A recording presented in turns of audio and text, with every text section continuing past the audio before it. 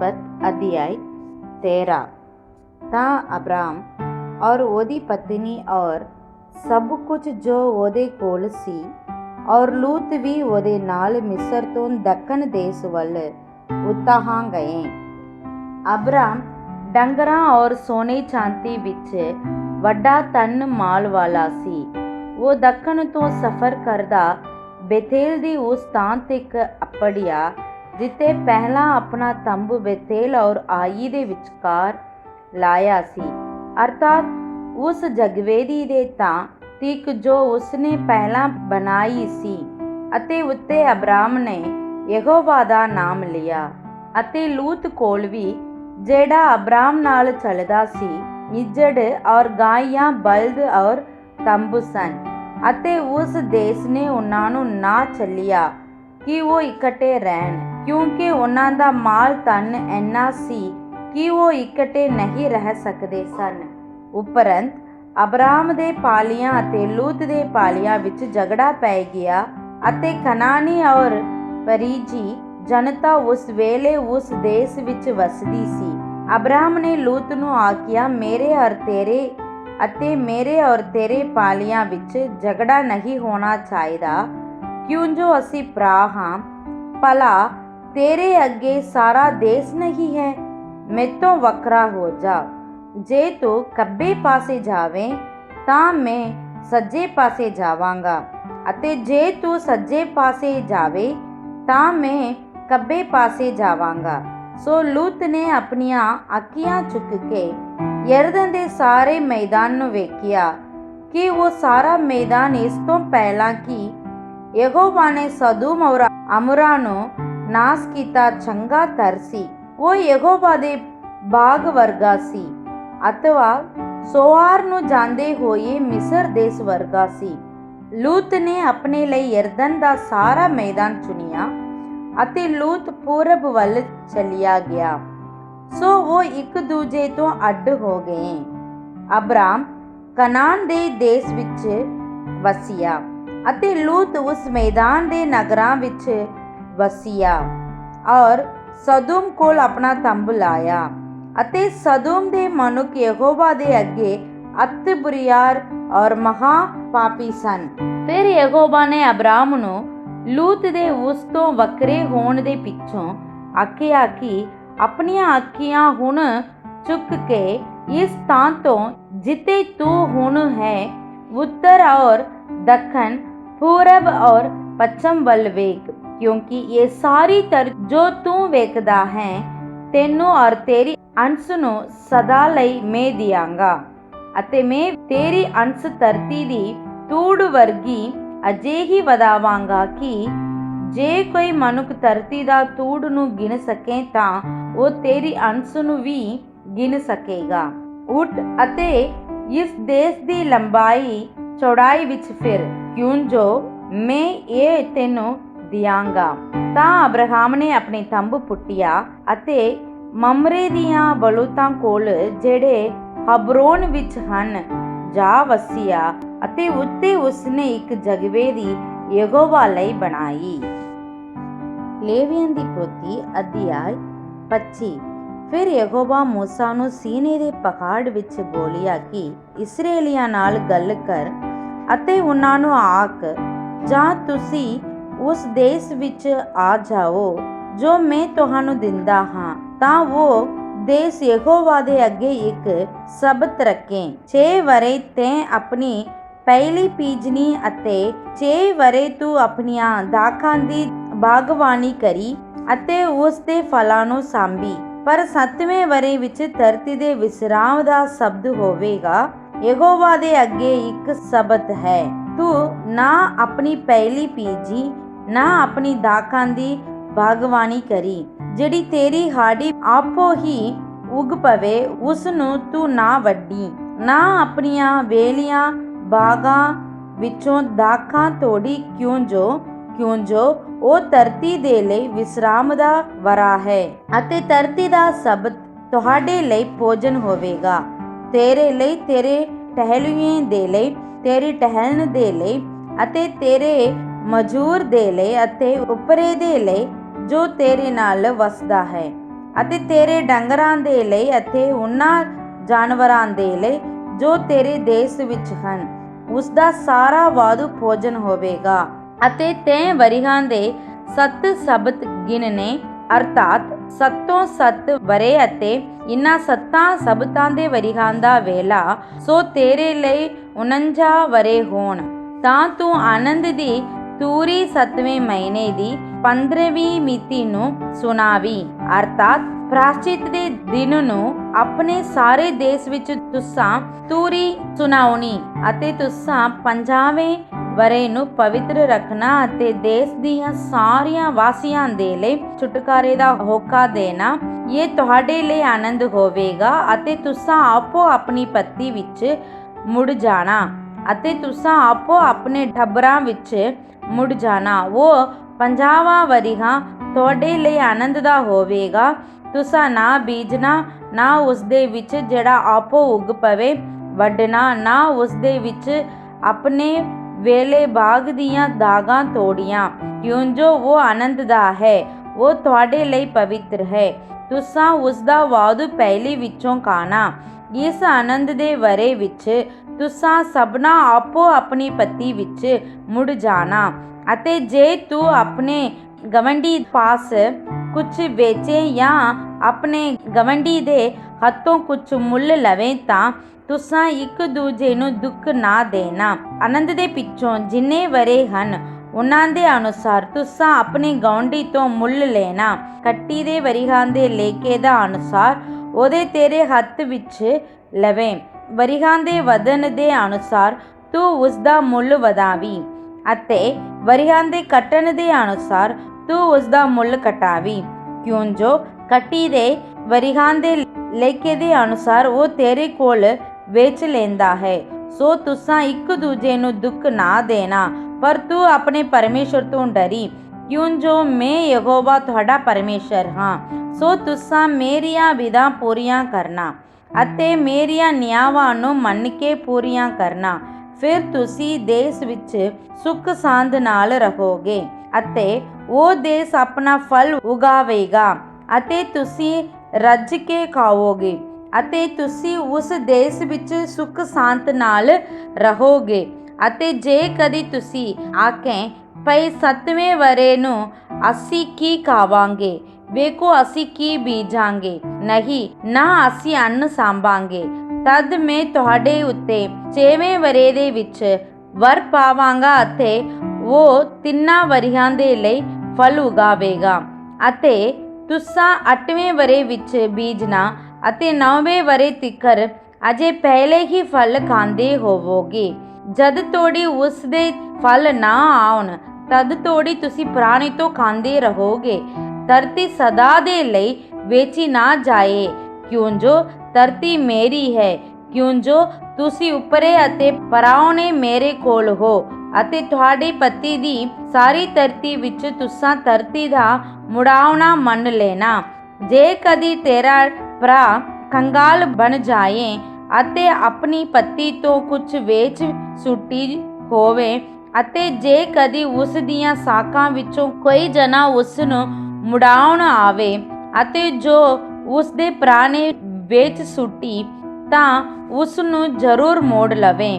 ਅਤੇ ਜੇ ਉਸ ਜਣੇ ਦਾ ਕੋਈ ਮੁੜਾਉਣ ਵਾਲਾ ਨਾ ਹੋਵੇ ਅਤੇ ਉਹ ਆਪ ਉਸ ਨੂੰ ਮੋੜਨ ਯੋਗ ਬਣੇ, ਤਦ ਉਹ ਉਸ ਦੇ ਵੇਚਣ ਦੇ ਵੇਲੇ ਤੋਂ ਜਿਤਨੇ ਵਰੇ ਬੀਤੇ ਗਿਣ ਲਵੇ ਅਤੇ ਉਹ ਜਿਸ ਦੇ ਕੋਲ ਉਸਨੇ ਵੇਚੀ ਸੀ ਉਸ ਸਨੇ ਉਹਨੂੰ ਉਤਨਾ ਵਾਧੂ ਦੇ ਦੇਵੇ ਭਈ ਉਹ ਆਪਣੀ ਪੱਤੀ ਵਿੱਚ ਫਿਰ ਮੁੜ ਆਵੇ।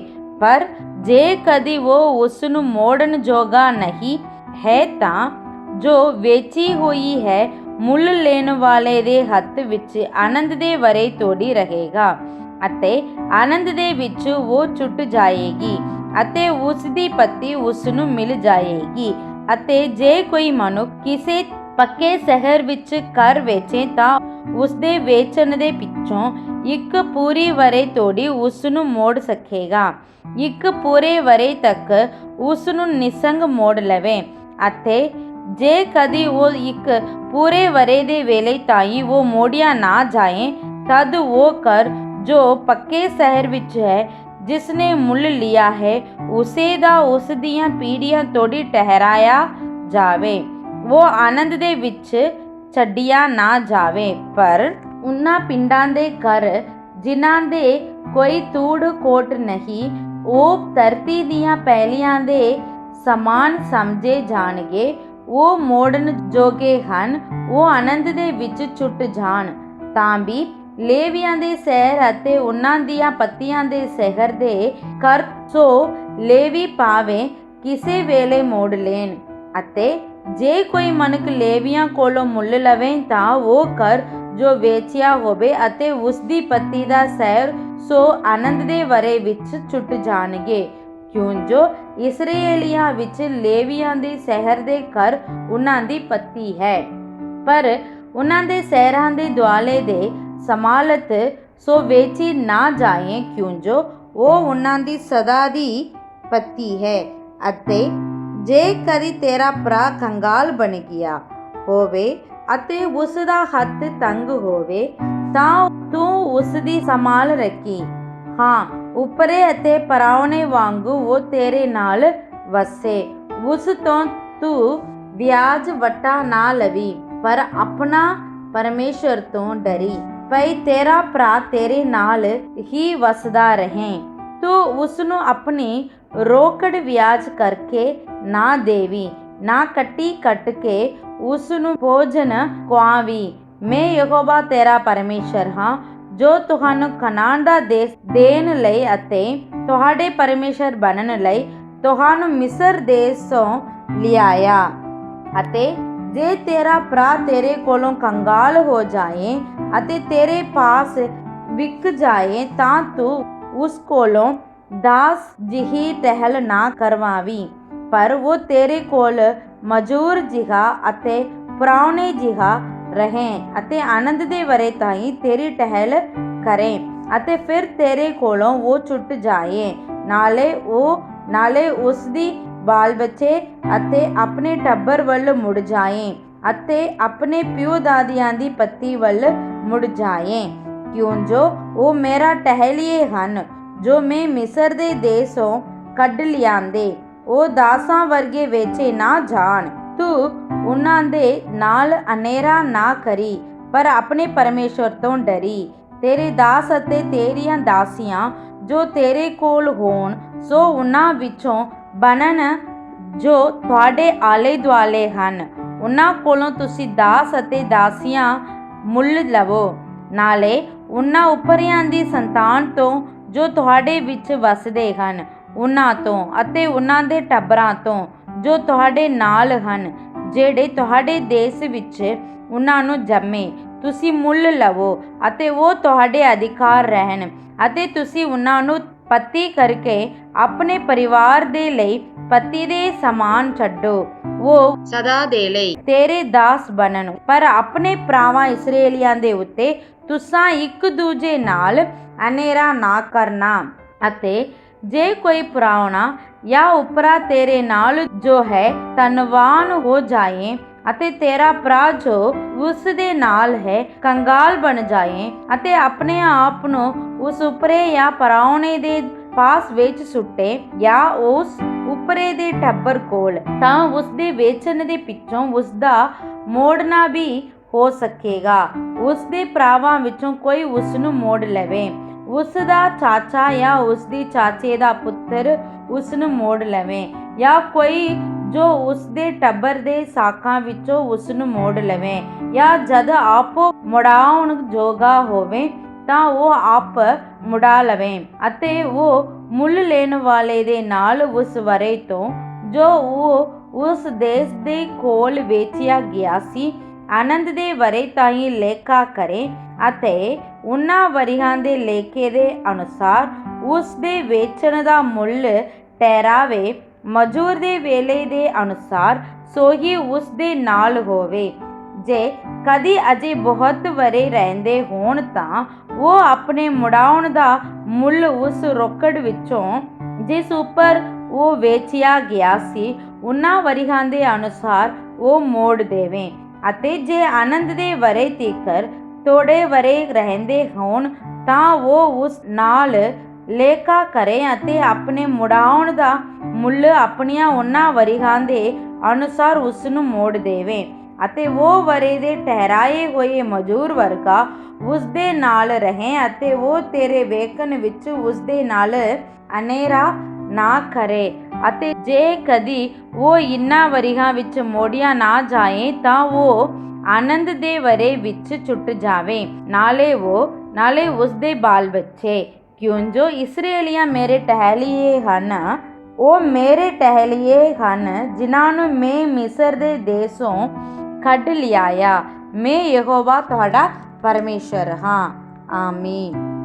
ਮੱਤੀ ਦੀ ਇੰਜੀਲ ਅਧਿਆਇ 13।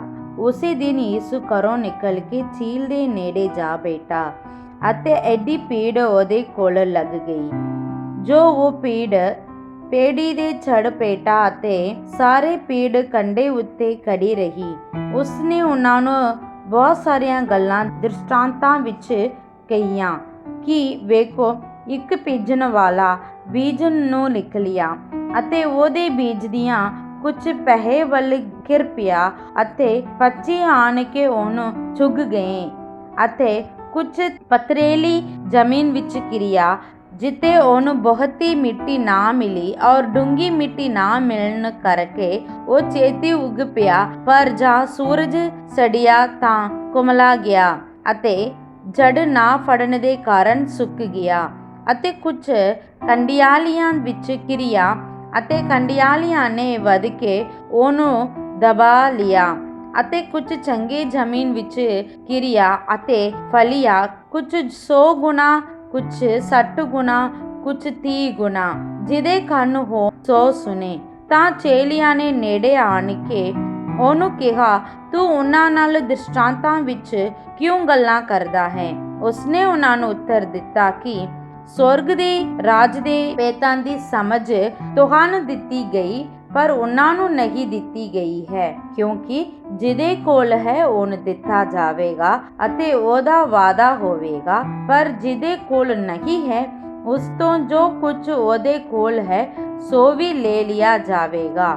ਮੈਂ ਇਸ ਲਈ ਉਹਨਾਂ ਨਾਲ ਦ੍ਰਿਸ਼ਟਾਂਤਾਂ ਵਿੱਚ ਗੱਲਾਂ ਕਰਦਾ ਹਾਂ ਕਿ ਉਹ ਵੇਖਦੇ ਹੋਏ ਨਹੀਂ ਵੇਖਦੇ ਅਤੇ ਸੁਣਦੇ ਹੋਏ ਨਹੀਂ ਸੁਣਦੇ ਅਤੇ ਨਹੀਂ ਸਮਝਦੇ। ਉਹਨਾਂ ਉੱਤੇ ਯੈਸਈਆ ਦਾ ਇਹ ਅਗਮ ਵਾਕ ਪੂਰਾ ਹੋਇਆ ਕਿ ਤੁਸੀਂ ਕੰਨਾਂ ਨਾਲ ਸੁਣੋਗੇ ਪਰ ਮੁੱਲੋਂ ਨਾ ਸਮਝੋਗੇ ਅਤੇ ਵੇਖਦੇ ਹੋਏ ਵੇਖੋਗੇ ਪਰ ਮੁੱਲੋਂ ਪੁੱਛੋਗੇ ਨਾ, ਕਿਉਂ ਜੋ ਇਸ ਪ੍ਰਜਾ ਦਾ ਮਨ ਮੋਟਾ ਹੋ ਗਿਆ ਹੈ ਅਤੇ ਉਹ ਕੰਨਾਂ ਨਾਲ ਉੱਚਾ ਸੁਣਦੇ ਹਨ। ਇਹਨਾਂ ਨੇ ਆਪਣੀਆਂ ਅੱਖਾਂ ਮਿਟ ਲਈਆਂ ਹਨ ਅਤੇ ਉਹ ਅੱਖਾਂ ਨਾਲ ਵੇਖਣ ਅਤੇ ਕੰਨਾਂ ਨਾਲ ਸੁਣਨ ਅਤੇ ਮਨ ਨਾਲ ਸਮਝਣ ਅਤੇ ਮੁੜ ਆਉਣ ਅਤੇ ਮੈਂ ਇਹਨਾਂ ਨੂੰ ਚੰਗਾ ਕਰਾਂ। ਪਰ ਧੰਨ ਤੁਹਾਡੀਆਂ ਅੱਖੀਆਂ ਜੋ ਉਹ ਵੇਖਦੀਆਂ ਹਨ ਅਤੇ ਤੁਹਾਡੇ ਕੰਨ ਜੋ ਉਹ ਸੁਣਦੇ ਹਨ, ਕਿਉਂਕਿ ਮੈਂ ਤੁਹਾਨੂੰ ਸੱਚ ਆਖਦਾ ਹਾਂ ਕਿ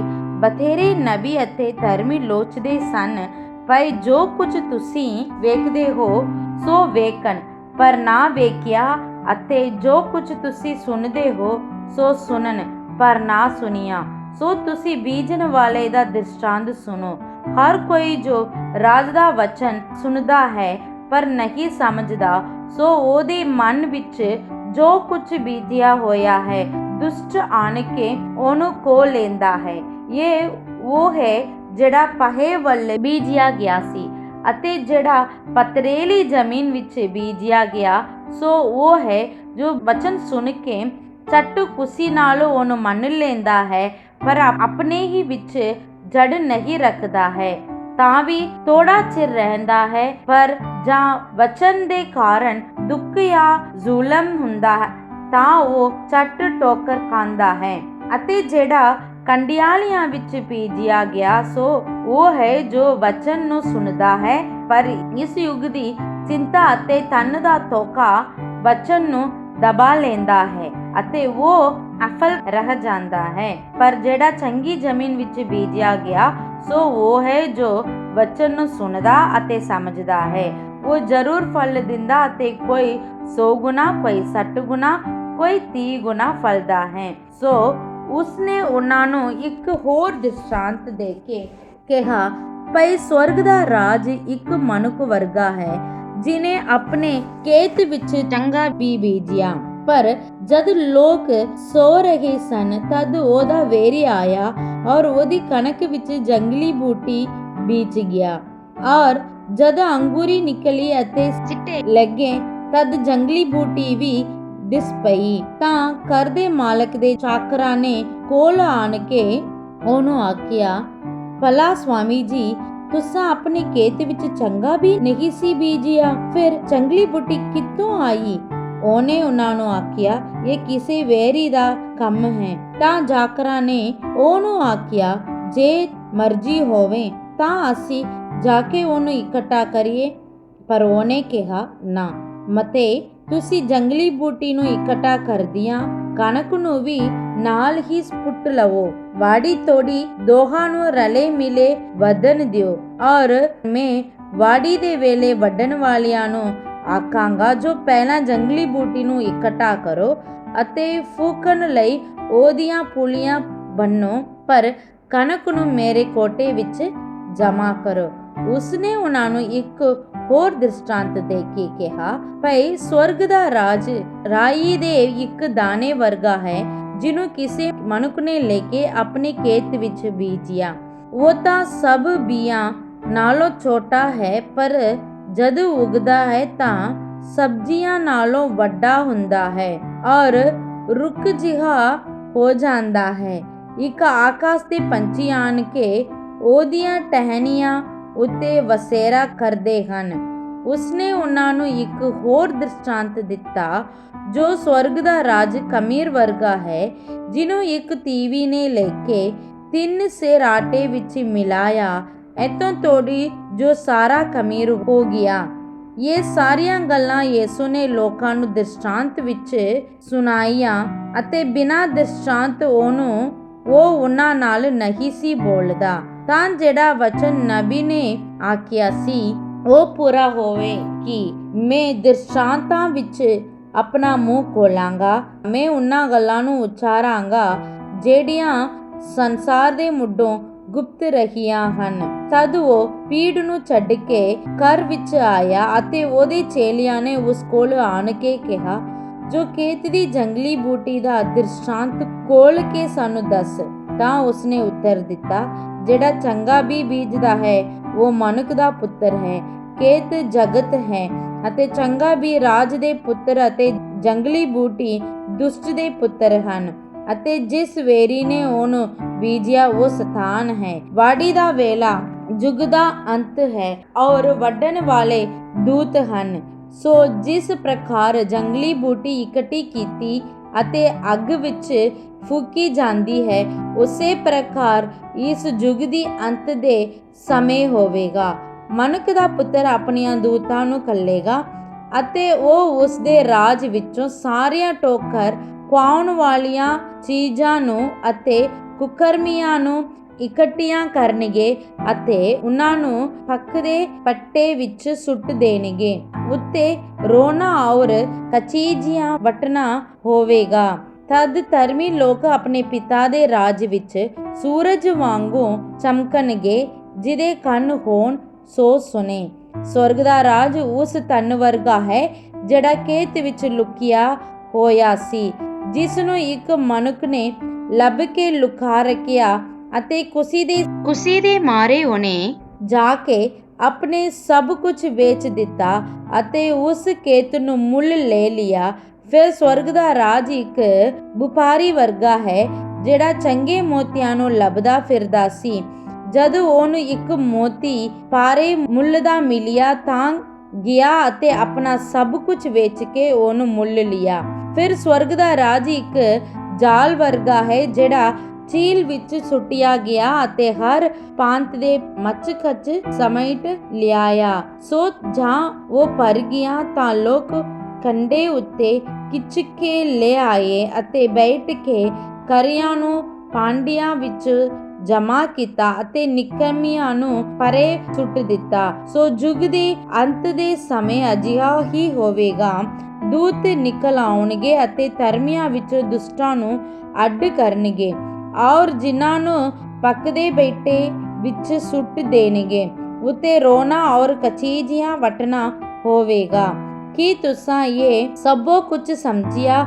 ਉਹਨਾਂ ਉਸਨੂੰ ਆਖਿਆ, ਹਾਂਜੀ। ਤਦ ਉਸਨੇ ਉਹਨਾਂ ਨੂੰ ਕਿਹਾ, ਇਸ ਲਈ ਹਰੇਕ ਗ੍ਰੰਥੀ ਜਿਹਨੇ ਸਵਰਗ ਦੇ ਰਾਜ ਦੀ ਸਿੱਖਿਆ ਪਾਈ ਹੈ ਉਸ ਘਰ ਦੇ ਮਾਲਕ ਵਰਗਾ ਹੈ ਜਿਹੜਾ ਆਪਣੇ ਖਜ਼ਾਨੇ ਵਿੱਚ ਨਵੀਆਂ ਅਤੇ ਪੁਰਾਣੀਆਂ ਚੀਜ਼ਾਂ ਕੱਢਦਾ ਹੈ। ਅਤੇ ਇਉਂ ਹੋਇਆ ਕਿ ਜਾਂ ਯਿਸੂ ਨੇ ਇਹ ਦ੍ਰਿਸ਼ਟਾਂਤ ਪੂਰੇ ਕੀਤੇ ਤਾਂ ਉੱਤੇ ਤੁਰ ਪਿਆ ਔਰ ਆਪਣੇ ਦੇਸ਼ ਵਿੱਚ ਆਣ ਕੇ ਉਹਨਾਂ ਦੀ ਸਮਾਜ ਵਿੱਚ ਉਹਨਾਂ ਨੂੰ ਅਜਿਹਾ ਉਪਦੇਸ਼ ਦਿੰਦਾ ਸੀ ਜੋ ਉਹ ਤੰਗ ਹੋ ਕੇ ਰਹਿਣ ਲੱਗੇ ਪਏ।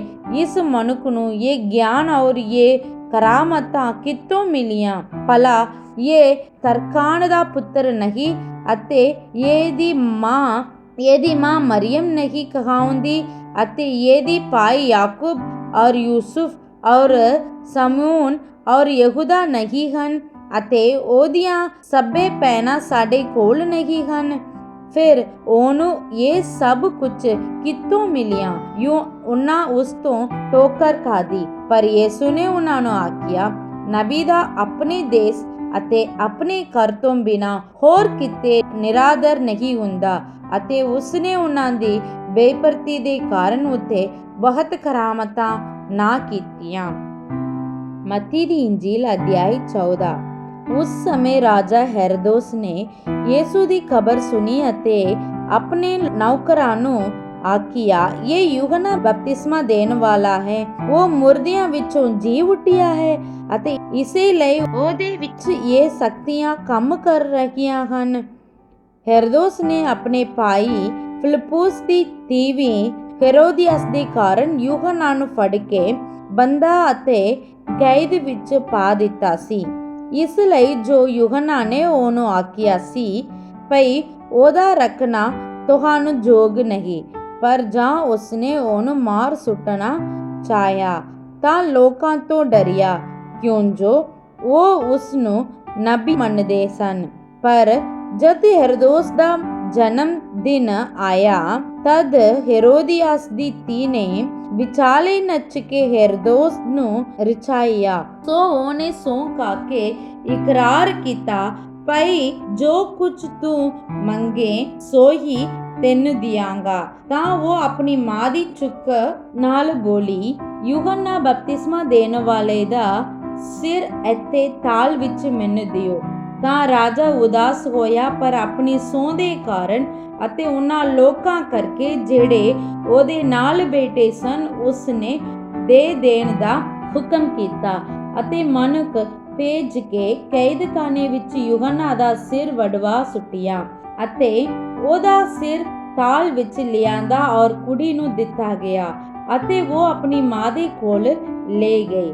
ਔਰ ਉਹਦੇ ਚੇਲਿਆਂ ਨੇ ਉੱਤੇ ਜਾ ਕੇ ਲੋਥ ਚੁੱਕੀ ਔਰ ਉਸ ਨੂੰ ਦੱਬਿਆ ਅਤੇ ਆਣ ਕੇ ਯਿਸੂ ਨੂੰ ਖਬਰ ਦਿੱਤੀ।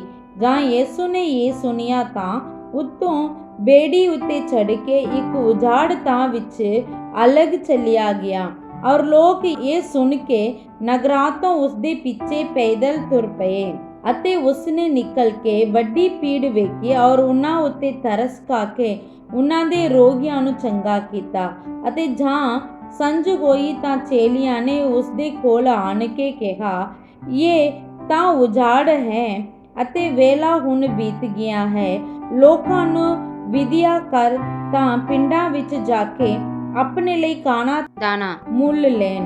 ਪਰ ਯਿਸੂ ਨੇ ਉਹਨਾਂ ਨੂੰ ਆਖਿਆ, ਉਹਨਾਂ ਦੇ ਜਾਣ ਦੀ ਲੋੜ ਨਹੀਂ, ਤੁਸੀਂ ਉਹਨਾਂ ਨੂੰ ਖਾਣ ਨੂੰ ਦਿਓ। ਪਰ ਉਹਨਾਂ ਉਸ ਨੂੰ ਕਿਹਾ, ਇੱਥੇ ਸਾਡੇ ਕੋਲ ਨਿਰੀਆਂ 5 ਰੋਟੀਆਂ ਅਤੇ 2 ਮੱਛੀਆਂ ਹਨ। ਤਾਂ ਉਹ ਬੋਲਿਆ, ਉਹਨਾਂ ਨੂੰ ਇੱਥੇ ਮੇਰੇ ਕੋਲ ਲਿਆਓ। ਅਤੇ ਉਸਨੇ ਲੋਕਾਂ ਨੂੰ ਘਾਹ ਉੱਤੇ ਬੈਠਣ ਦਾ ਹੁਕਮ ਦਿੱਤਾ। ਤਦ ਉਹਨਾਂ 5 ਰੋਟੀਆਂ ਅਤੇ 2 ਮੱਛੀਆਂ ਨੂੰ ਲੈ ਲਿਆ ਔਰ ਆਕਾਸ਼ ਵੱਲ ਵੇਖ ਕੇ ਬਰਕਤ ਦਿੱਤੀ ਅਤੇ ਰੋਟੀਆਂ ਤੋੜ ਕੇ ਚੇਲਿਆਂ ਨੂੰ ਦਿੱਤੀਆਂ ਔਰ ਚੇਲਿਆਂ ਨੇ ਲੋਕਾਂ ਨੂੰ ਦਿੱਤੀਆਂ ਅਤੇ ਉਹ ਸਭੇ ਖਾ ਕੇ ਰੱਜ ਗਏ। ਅਤੇ ਉਹਨਾਂ ਨੇ ਬਚੀਆਂ ਹੋਈਆਂ ਟੁਕੜੀਆਂ ਨਾਲ 12 ਟੋਕਰੀਆਂ ਭਰੀਆਂ ਹੋਈਆਂ ਚੁੱਕ ਲਈਆਂ। ਔਰ ਖਾਣ ਵਾਲੇ ਜਨਾਨੀਆਂ ਅਤੇ ਬਾਲਕਾਂ ਬਿਨਾਂ 5,000 ਮਰਦ ਸਨ। ਉਹਨੇ ਉਸ ਵੇਲੇ ਚੇਲਿਆਂ ਨੂੰ ਤਾਕੀਦ ਕੀਤੀ, ਭਈ ਜਦ ਤੀਕਰ ਮੈਂ ਭੀੜ ਨੂੰ ਵਿਦਿਆ ਨਾ ਕਰਾਂ, ਬੇੜੀ ਉੱਤੇ ਚੜ੍ਹ ਕੇ ਮੇਤੋਂ ਪਹਿਲਾਂ ਪਾਰ ਲੰਘ ਜਾਓ। ਅਤੇ ਉਹ ਭੀੜ ਨੂੰ ਵਿਦਿਆ ਕਰਕੇ ਪ੍ਰਾਰਥਨਾ ਕਰਨ ਲਈ ਨਿਰਾਲੇ ਵਿੱਚ ਪਹਾੜ ਦੇ ਚੜ੍ਹ ਗਿਆ। ਔਰ ਜਾਂ ਸੰਝ ਹੋਈ ਤਾਂ ਉੱਥੇ ਇਕੱਲਾ ਹੀ ਸੀ, ਪਰ ਬੇੜੀ ਉਸ ਵੇਲੇ ਝੀਲ ਵਿੱਚ ਲਹਿਰਾਂ ਦੀ ਮਾਰੀ ਡੋਲਦੀ ਸੀ, ਇਸ ਲਈ ਜੋ ਪੌਣ ਸਾਹਮਣੀ ਸੀ। ਅਤੇ ਰਾਤ ਦੇ ਚੌਥੇ ਪਹਿਰ ਉਸ ਝੀਲ ਦੇ ਉੱਤੇ ਦੀ ਉਹਨਾਂ ਵੱਲ ਤੁਰਦਾ ਹੋਇਆ ਆਇਆ। ਅਤੇ ਜਾਂ ਚੇਲਿਆਂ ਨੇ ਉਹਨੂੰ ਝੀਲ ਤੇ ਤੁਰਦਿਆਂ ਵੇਖਿਆ ਤਾਂ ਡੈਂਬਰ ਕੇ ਆਖਣ ਲੱਗੇ, ਇਹ ਭੂਤ ਨਾ ਹੈ, ਅਤੇ ਡਰ ਕੇ ਡਾਢੀਆਂ ਉੱਠੇ। ਪਰ ਯਿਸੂ ਨੇ ਝੱਟ ਉਹਨਾਂ ਨੂੰ ਆਖਿਆ, ਹੌਸਲਾ ਰੱਖੋ, ਮੈਂ ਹਾਂ, ਨਾ ਡਰੋ। ਤਦ ਪਤਰਸ ਨੇ ਉਹਨਾਂ ਨੂੰ ਉੱਤਰ ਦਿੱਤਾ, ਪ੍ਰਭੂ ਜੀ, ਜੇ ਤੂੰ ਹੈ ਤਾਂ ਮੈਨੂੰ ਪਾਣੀ ਦੇ ਉੱਤੋਂ ਦੀ ਆਪਣੇ ਕੋਲ ਆਉਣ ਦੀ ਆਗਿਆ ਦੇ। ਉਹਨੇ ਆਖਿਆ, ਆ। ਅਤੇ ਪਤਰਸ ਪੇੜੀਓਂ ਉਤਰ ਕੇ ਯਿਸੂ ਦੇ ਕੋਲ ਜਾਣ ਨੂੰ ਪਾਣੀ ਉੱਤੇ ਤੁਰਨ ਲੱਗਾ, ਪਰ ਪੌਣ ਵੇਖ ਕੇ ਡਰਿਆ ਔਰ ਜਾਂ ਡੁੱਬਣ ਲੱਗਾ ਤਾਂ ਚੀਕ ਮਾਰ ਕੇ ਬੋਲਿਆ, ਪ੍ਰਭੂ ਜੀ, ਮੈਨੂੰ ਬਚਾ ਲੈ। ਅਤੇ ਝੱਟ ਯਿਸੂ ਨੇ ਹੱਥ ਲੰਮਾ ਕਰਕੇ ਉਹਨੂੰ ਫੜ ਲਿਆ ਅਤੇ ਉਹਨੂੰ ਆਖਿਆ, ਹੇ ਥੋੜੀ ਪ੍ਰਤੀਤ ਵਾਲਿਆ, ਤੈਂ ਕਿਉਂ ਭਰਮ ਕੀਤਾ? ਔਰ ਜਾਂ ਉਹ ਬੇੜੀ ਉੱਤੇ ਚੜ੍ਹ ਗਏ ਤਾਂ ਪੌਣ ਥੰਮ ਗਈ। ਫਿਰ ਜਿਹੜੇ ਲੋਕ ਬੇੜੀ ਉੱਤੇ ਸਨ, ਉਹਨਾਂ ਨੇ ਉਸ ਦੇ ਅੱਗੇ ਇਹ ਆਖ ਕੇ ਮੱਥਾ ਟੇਕਿਆ ਕਿ ਤੂੰ ਸੱਚਮੁੱਚ ਪਰਮੇਸ਼ਰ ਦਾ ਪੁੱਤਰ ਹੈ। ਉਹ ਪਾਰ ਲੰਘ ਕੇ ਗਨਸਰੇਤ ਦੇ ਧਰਤੀ ਉੱਤੇ ਉਤਰੇ। ਔਰ ਜਾਂ ਉੱਤੇ 2 ਲੋਕਾਂ ਨੇ ਉਹਨੂੰ ਪਛਾਣਿਆ ਤਾਂ ਉਸ ਸਾਰੇ ਇਲਾਕੇ ਵਿੱਚ ਖਬਰ ਭੇਜ ਕੇ ਸਾਰਿਆਂ ਰੋਗੀਆਂ ਨੂੰ ਉਸ ਕੋਲੋਂ ਲਿਆਂਦਾ ਅਤੇ ਉਹਦੀ ਮਿਹਨਤ ਕੀਤੀ, ਜੋ ਉਹਨਾਂ ਨੇ ਨਿਰਾ ਆਪਣੇ ਲੀੜੇ ਦਾ ਪੱਲਾ ਚੋਣ ਦੇ। ਔਰ ਜਿੰਨੀਆਂ ਨੇ ਚੋਇਆ ਉਹ ਚੰਗੇ ਹੋ ਗਏ। ਆਮੀਨ, ਆਮੀਨ। ਸਭਨਾਂ ਨੂੰ ਜੈ ਮਸੀਹ ਦੀ। ਜੋ ਅੱਜ ਆਪਾਂ ਵਚਨ ਪੜ੍ਹਿਆ ਸੀ, ਉਸ ਵਿੱਚੋਂ ਕੁਝ ਗੱਲਾਂ ਨੂੰ ਧਿਆਨ ਕਰਾਂਗੇ। ਉਤਪਤ ਦੀ ਕਿਤਾਬ ਅਧਿਆਇ 13। ਅਬਰਾਮ ਅਤੇ ਲੂਤ ਪ੍ਰਭੂ ਦੇ ਆਗਿਆ ਅਨੁਸਾਰ ਸਫ਼ਰ ਕਰਦੇ ਹੋਏ ਚੱਲਣ ਵੇਲੇ ਉਹਨਾਂ ਦੇ ਆਪਸ ਦੇ ਵਿੱਚ ਕੁਝ ਕੌਨਫਲਿਕਟ ਹੋ ਰਿਹਾ ਹੈ। ਉਹ ਇਸ ਪ੍ਰਕਾਰ ਅਬਰਾਮ ਦੇ ਪਾਲੀਆਂ ਅਤੇ ਲੂਤ ਦੇ ਪਾਲੀਆਂ ਦੇ ਵਿਚਕਾਰ ਲੜਾਈ ਹੋ ਰਿਹਾ ਹੈ। ਉਹ ਇਸ ਕਾਰਨ ਹੈ ਕਿ ਉਹਨਾਂ ਦੇ ਮਾਲ ਅਤੇ ਡੰਗਰ ਦੇ ਬਹੁਤ ਤਾਇਤ ਦੇ ਕਾਰਨ ਇਕੱਠਾ ਰਹਿਣਾ ਉਹਨਾਂ ਲਈ ਔਖਾ ਹੋ ਗਿਆ। ਸੋ ਉਹ ਆਪਸ ਵਿੱਚ ਲੜ ਪਏ। ਇਸ ਨੂੰ ਵੇਖ ਕੇ ਅਬਰਾਮ ਲੂਤ ਨੂੰ ਸੱਦ ਕੇ ਇਹ ਆਖਿਆ, ਆਪਾਂ ਭਰਾਵਾਂ ਹਨ, ਆਪਾਂ ਆਪਸ 'ਚ ਲੜਨਾ ਚੰਗੀ ਗੱਲ ਨਹੀਂ। ਇਸ ਲਈ ਜੇ ਤੂੰ ਖੱਬੇ ਜਾਵੇਂ ਤਾਂ ਮੈਂ ਸੱਜੇ ਜਾਵਾਂਗਾ, ਜੇ ਤੂੰ ਸੱਜੇ ਜਾਵੇਂ ਤਾਂ ਮੈਂ ਖੱਬੇ ਜਾਵਾਂਗਾ। ਇਸ ਵਿੱਚ ਜੋ ਅਬਰਾਮ ਆਪਣੇ ਭਰਾ ਨਾਲ ਚੰਗੇ ਵਰਤਾਵ ਕਰਦਾ, ਉਹ ਧਰਤੀ ਦੇ ਪ੍ਰਤੀ ਕੁਝ ਲਾਲਚ ਨਹੀਂ ਕਰਦਾ ਹੋਇਆ ਆਪਣੇ ਭਰਾ ਲਈ ਚੰਗੀ ਚੀਜ਼ ਨੂੰ ਦੇਣ ਲਈ ਅੱਗੇ ਆਉਂਦਾ ਹੋਇਆ ਆਪਾਂ ਵੇਖ ਸਕਦੇ ਹਾਂ। ਇਹ ਗੱਲ ਜੋ ਹੈ ਪ੍ਰਭੂ ਲਈ ਚੰਗਾ ਲੱਗਿਆ। ਆਮ ਤੌਰ ਸੇ ਇੱਕ ਇਨਸਾਨ ਸਦਾ ਆਪਣੇ ਲਈ ਚੰਗੀ ਚੀਜ਼ ਨੂੰ ਰੱਖਣ ਦਾ ਆਸ ਰੱਖਦਾ ਹੈ। ਉਹ ਗੱਲ ਪਰਮੇਸ਼ਰ ਦੇ ਸਨਮੁਖ ਚੰਗਾ ਲੱਗਿਆ ਤਾਂ ਪਰਮੇਸ਼ਰ ਅਬਰਾਮ ਨੂੰ ਇਹ ਆਖਿਆ, ਤੂੰ ਹੁਣ ਅੱਖਾਂ ਚੁੱਕ ਕੇ ਉੱਤਰ ਔਰ ਦੱਖਣ ਵੱਲ, ਪੂਰਬ ਔਰ ਪੱਛਮ ਵੱਲ ਵੇਖ। ਮੈਂ ਤੈਨੂੰ ਅਤੇ ਤੇਰੇ ਵੰਸ਼ ਨੂੰ, ਤੇਰੇ ਅੰਸ਼ ਨੂੰ ਇਹ ਸਭ ਕੁਝ ਦੇ ਦੇਵਾਂਗਾ। ਇੱਕ ਛੋਟੀ ਚੰਗੀ ਗੱਲ ਨੂੰ ਆਪਣੇ ਭਰਾ ਲਈ ਛੱਡਣ ਦੇ ਪਿੱਛੇ ਇੱਕ ਬਹੁਤ ਵੱਡੀ ਬਰਕਤ ਨੂੰ, ਆਸੀਸ ਨੂੰ ਅਬਰਾਮ ਪ੍ਰਭੂ ਕੋਲੋਂ ਪਾਉਂਦਾ ਹੋਇਆ ਆਪਾਂ ਇਸ ਅਧਿਆਇ ਦੇ ਵਿੱਚ ਵੇਖਦੇ ਹਾਂ। ਇਸੇ ਪ੍ਰਕਾਰ ਪ੍ਰਭੂ ਕੀ ਚਾਹੁੰਦਾ ਹੈ ਉਸ ਨੂੰ ਵੀ ਆਪਾਂ ਲੇਵੀਆਂ ਦੀ ਪੋਥੀ ਅਧਿਆਇ 25 ਦੇ ਵਿੱਚ ਆਪਾਂ ਵੇਖਦੇ ਹਾਂ।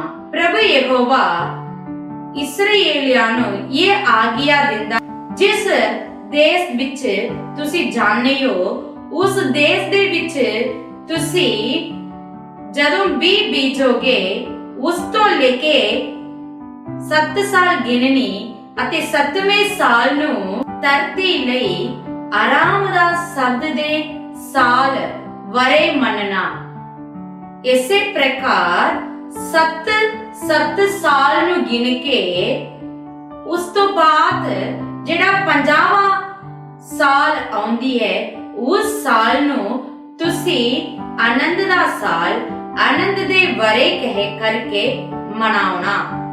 ਪ੍ਰਭੂ ਕਹਿੰਦਾ ਹੈ ਉਸ ਧਰਤੀ ਨੂੰ ਤੁਸੀਂ ਆਰਾਮ ਲਈ ਛੱਡ ਦੇਣਾ, ਕਿਉਂ ਜੋ ਧਰਤੀ ਮੇਰਾ ਹੈ ਅਤੇ ਕਦੇ ਵੀ ਇਸ ਧਰਤੀ ਨੂੰ ਤੁਸੀਂ ਕੀ ਨਹੀਂ ਕਰਨੀ, ਵੇਚਣਾ ਨਹੀਂ, ਕਿਉਂਕਿ ਇਸ ਧਰਤੀ ਉੱਤੇ ਤੁਸੀਂ ਉਪਰਾ ਅਤੇ ਪਰਾਉਣੇ ਹੋ।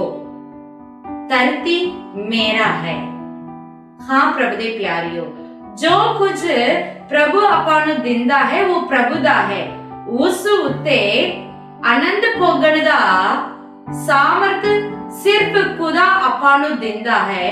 ਉਸ ਨੂੰ ਖਰਾਬ ਕਰਨ ਦਾ ਹੱਕ ਤੁਹਾਡੇ ਅਤੇ ਮੇਰੇ ਹੱਥ ਵਿੱਚ ਨਹੀਂ ਹੈ। ਇਸੇ ਪ੍ਰਕਾਰ ਪ੍ਰਭੂ ਯਹੋਵਾ ਕਹਿੰਦਾ ਤੁਹਾਡੇ ਜ਼ਰੂਰਤ ਲਈ, ਤੁਹਾਡੇ ਲੋੜਵੰਦ ਲਈ, ਤੁਹਾਡੇ ਅਬਦੇ ਭਰਾਵਾਂ ਨੂੰ, ਅਬਦੇ ਗਵੰਡੀ ਨੂੰ ਦੁੱਖ ਨਹੀਂ ਦੇਣਾ, ਉਹਨਾਂ ਨਾਲ ਲੜਨਾ ਨਹੀਂ, ਉਹਨਾਂ ਨਾਲ ਕਿਸੇ ਵੀ ਪ੍ਰਕਾਰ ਦੀ ਅਨਿਆਇ ਨਹੀਂ ਕਰਨੀ। ਇਸੇ ਪ੍ਰਕਾਰ ਹੀ ਪ੍ਰਭੂ ਚਾਹੁੰਦਾ ਹੈ।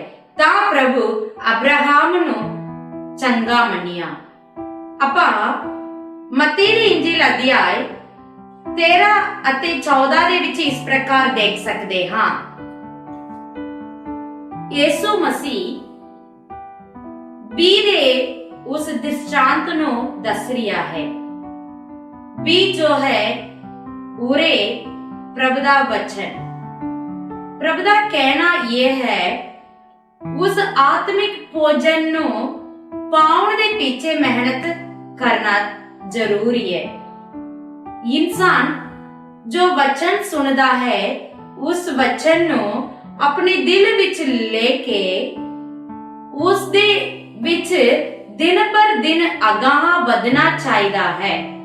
ਉਸ ਨੂੰ ਉਹ ਛੱਡ ਕੇ ਕੁਝ ਹੋਰ ਗੱਲਾਂ ਦੇ ਪਿੱਛੇ ਮਿਹਨਤ ਨਹੀਂ ਕਰਨੀ ਚਾਹੀਦੀ। ਯਿਸੂ ਮਸੀਹ ਜੋ ਉਹਦੇ ਆਤਮਿਕ ਭੋਜਨ ਲੈਣ ਵਾਸਤੇ ਉਹਦੇ ਕੋਲ ਇਕੱਠੇ ਹੋਏ ਸੀਗੇ, ਉਹਨਾਂ ਲੋਕਾਂ ਪ੍ਰਤੀ ਚਿੰਤਾ ਕਰਦਾ। ਉਹ ਇਹ ਆਖਦਾ, ਇਹ ਲੋਕ ਮੇਰੇ ਕੋਲ ਬੈਠ ਕੇ ਵਚਨ ਸੁਣਦੇ ਹਨ, ਇਹ ਭੁੱਖੇ ਹਨ, ਇਹਨਾਂ ਨੂੰ ਰੋਟੀ ਦੇਣਾ ਮੇਰੀ ਫਰਜ਼ ਹੈ। ਸੋ ਉਹਨੇ 5 ਰੋਟੀ ਅਤੇ 2 ਮੱਛੀਆਂ ਨੂੰ ਉਹਨਾਂ 5000 ਲੋਕਾਂ ਲਈ ਦੇ ਕੇ ਉਹਨਾਂ ਨੂੰ ਖਵਾ ਕੇ ਉਹਨਾਂ ਨੂੰ ਰਜਾਉਂਦਾ ਹੋਇਆ ਆਪਾਂ ਵੇਖਦੇ ਹਾਂ। ਇਸ ਗੱਲ ਦੇ ਦੁਆਰਾ ਪ੍ਰਭੂ ਯਿਸੂ ਮਸੀਹ ਇਹ ਦਰਸਾਉਂਦਾ ਹੈ, ਜਿਹੜਾ ਆਤਮਿਕ ਭੋਜਨ ਦੇ ਲਈ ਮਿਹਨਤ ਕਰੇਗਾ ਉਹ ਜ਼ਰੂਰ ਸਰੀਰਕ ਭੋਜਨ ਪਾਵੇਗਾ। ਹਾਂ ਪ੍ਰਭੂ ਦੇ ਪਿਆਰਿਓ, ਪ੍ਰਭੂ ਦਾ ਕਹਿਣਾ ਇੱਕੋ ਹੀ ਗੱਲ ਹੈ, ਤੁਸੀਂ ਲਾਲਚ ਨਾ ਕਰਿਆ ਕਰੋ। ਅਬਰਾਮ ਵਾਂਗੂ ਤੁਸੀਂ ਆਪਣੇ ਭਰਾਵਾਂ ਪ੍ਰਤੀ, ਆਪਣੀ ਗਵੰਡੀ ਪ੍ਰਤੀ, ਆਪਣੇ ਕੰਗਾਲ ਭਰਾਵਾਂ ਪ੍ਰਤੀ ਖਿਆਲ ਰੱਖਣ ਵਾਲੇ ਬਣੋ। ਤੁਸੀਂ ਆਤਮਿਕ ਭੋਜਨ ਪਾਉਣ ਦੇ ਲਾਇਕ ਮਿਹਨਤ ਕਰੋ। ਤੁਸੀਂ ਸਰੀਰਕ ਭੋਜਨ ਦੇ ਪ੍ਰਤੀ ਚਿੰਤਾ ਨਾ ਕਰਿਆ ਕਰੋ, ਕਿਉਂ ਜੋ ਪ੍ਰਭੂ ਜਾਣਦਾ ਹੈ ਤੁਹਾਡੀ ਲੋੜਾਂ ਨੂੰ ਉਹ ਜ਼ਰੂਰ ਤੁਹਾਡੀ ਜ਼ਿੰਦਗੀ ਦੇ ਵਿੱਚ ਪੂਰਾ ਕਰ ਦੇਵੇਗਾ। ਪ੍ਰਭੂ ਇਨ੍ਹਾਂ ਵਚਨ ਦੇ ਰਾਹੀਂ ਤੁਹਾਨੂੰ ਸਭਨਾਂ ਨੂੰ ਆਸੀਸ ਦੇਵੇ।